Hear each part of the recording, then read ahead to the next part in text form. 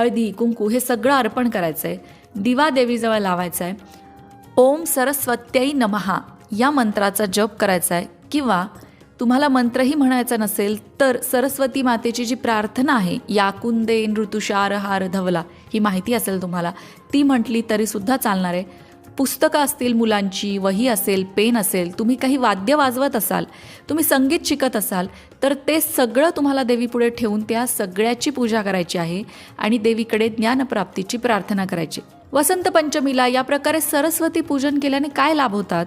भरपूर लाभ होतात. या पूजेमुळे बुद्धीचा विकास होतो. तुमच्या घरातल्या लहान मुलांकडनं ही पूजा नक्की करून घ्या.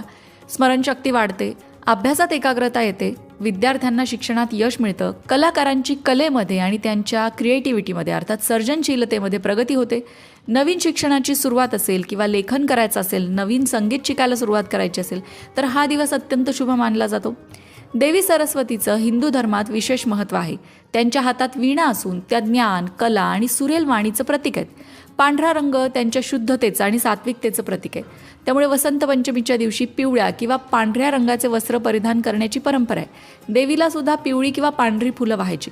पिवळा रंग हा आनंद आणि उत्साह देतो आणि पांढरा रंग शांती देतो. वसंत पंचमीच्या दिवशी प्रत्येक आईने त्यांच्या मुलांच्या जिभेवरती मधाने एक अक्षर काढायचं आहे. कोणतं अक्षर काढायचं आहे? सरस्वती देवीचा तो बीज मंत्र आहे, बीज अक्षर आहे ते, आणि ते म्हणजे ऐम. हे अक्षर तुम्हाला तुमच्या मुलांच्या जिभेवरती बोटाने रेखाटायचं आहे. त्यामुळे माता सरस्वतीचा आशीर्वाद हा मुलांना मिळत असतो. वसंत पंचमीच्या दिवशी नवीन पिकांच्या लोंब्या आणून त्या घरातील देवतेला अर्पण केल्या जातात. तुम्हाला ते करणं शक्य असेल तर तुम्ही ते नक्की करा.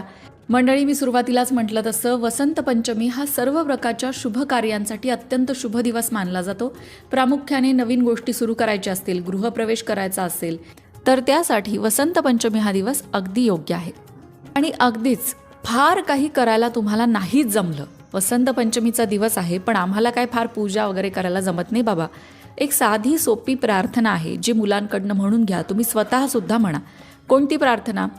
या कुंदेन ऋतुषार हार धवला, या शुभ्र वस्त्रामृता, या वीणावर दंड मंडित करा, या श्वेत पद्मासना, या ब्रह्मांच्युत शंकर प्रभृतिभिर देवै सदा वंदिता, सामान पातु सरस्वती भगवती निःशेष जाड्या पहा.